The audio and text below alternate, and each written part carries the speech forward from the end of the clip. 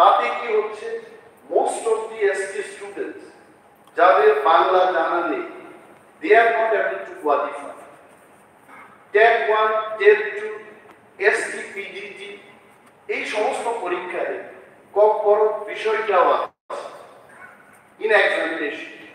তো এই ব্যাপারটাও যে ST, PG পরীক্ষায় কম বড় সাবজেক্টটাকে ইনক্লুড করা হবে কিনা, this is also my question. Thank you sir. Sir আমি একটা স্যার একসাথে মাননীয় মুখ্যমন্ত্রী স্যার মাননীয় বিরোধী দলের একটা সাপ্লিমেন্টে চেয়েছেন, তার সাথে আমি এটা ডাইরেক্ট যুক্ত করতে চাই। এই যে কোর্টের রায় যে বলার কারণটা হলো, এটা বহু বছর আগে থেকে সুপ্রিম কোর্টের একটা ভার্ডিক্ট, কোনো একটা ক্যালেন্ডার ইয়ারে মোর দেন 50% রিজার্ভ ক্যাটাগরিতে হবে।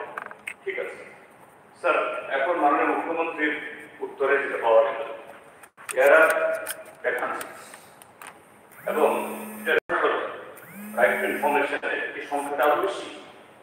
তাহলে এই যে কোর্ট যে কারণ ভেরি রিজনে কোর্ট যে এটাকে স্টার্ট করলো, এটা হওয়ার কথা না। যদি ডিপার্টমেন্টের তরফ থেকে সেরকম ভাবে কেয়ারফুলি রিকুয়েশন দেওয়া হতো এবং পরীক্ষা নেওয়া হতো, মাননীয় মুখ্যমন্ত্রী হাউসকে আশ্বস্ত করবেন কিনা যে এই অর্থ বছর ঠিক আছে একদিন হয়নি, এখন দেয়ার আর অ্যাভেলেবল পোস্ট, সবটা মিলিয়ে কোর্টও যদি এরকম কোনো স্টার্ট না করতে পারে এবং যে রিকোয়ারমেন্ট আছে ছাত্রদের যে অবস্থা হচ্ছে এটাও যদি মুভ করা যায়, সেই কারণে সবটা মিলিয়ে আগামী দিনে ব্যবস্থা নেওয়া হবে।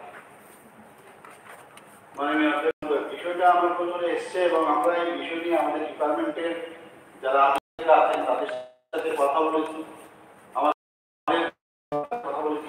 তো বিষয়টা আমাদের মানে অলরেডি আমরা এই বিষয় নিয়ে কি করা যায়, আগামী দিনে আমরা আপিলে যাব কি যাব না এই বিষয় নিয়ে আমরা কিন্তু খুব সিরিয়াস বিষয়টা, এবং যখন হবে আপনারা আরো পরীক্ষা নিরীক্ষার বিষয় আছে, তো নিশ্চয়ই বিষয়টা আমি দেখবো এবং করবো। বিষয়টা স্যার ওই যে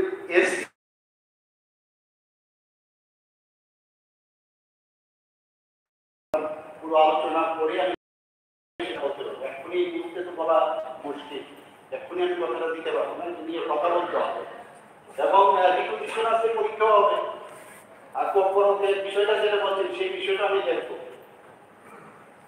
আমি বলছি কেন আমি এই কথা বলছি, টেটের ক্ষেত্রে একই ঘটনা হয়েছিল। পূর্ববর্তী নোটিফিকেশন যখন ক্যান্সেল হয়েছে, স্টুডেন্টস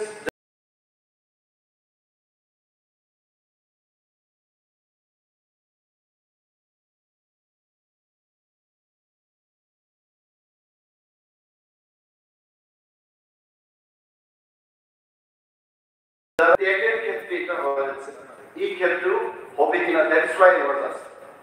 মাননীয় অধ্যক্ষ মহোদয়, এইমাত্র আমি যে নোটটা পেলাম সেটা দেখা গেছে, আমি যেটা বলছিলাম যে government decided to prefer SLP before honourable supreme court, আমরা এটা এসএলপি করব এবং সেই সুপ্রিম কোর্টটা আসলেই তবেই কিছু করা যাবে।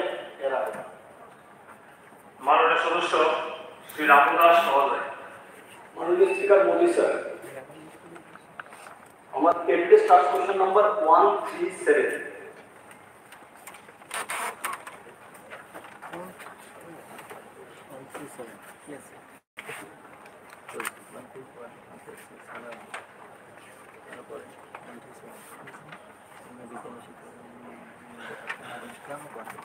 শিক্ষক